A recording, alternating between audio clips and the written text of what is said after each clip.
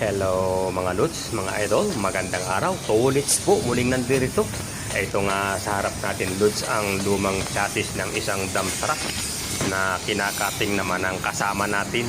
Opo, kinakating na yan dahil nga sa nabubulok lamang sa pagkakatago at sa pagkakasalansan.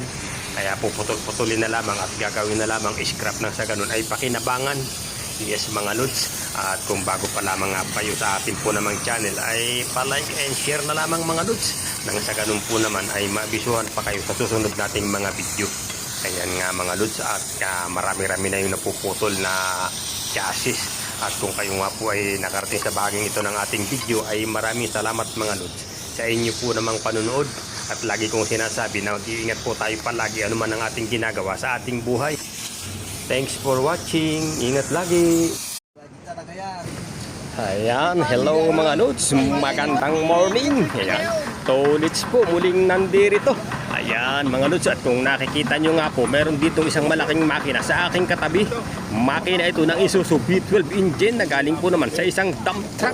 Ayan nga mga lods, at ito nga ay gagawin na lamang scrap. No po, pakalipas ng mahabang panahon ng kanyang pagsiservisyo, kawawa naman, scrap ang kinalabasan.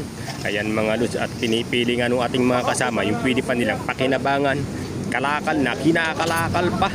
Ayan, at kung kayo nga mga lods ay nakarating sa bahaging ito ng video ay pasupport na lamang, pwede nyo pong ilike ang ating po namang mga video. At nang sa ganun ay maabisuhan po naman kayo sa ating mga susunod pang mga video. Ayan, magandang araw sa inyo mga lods. Ingat tayo lagi ha. Maraming salamat po naman sa inyong panonood. Hanggang dito na lamang.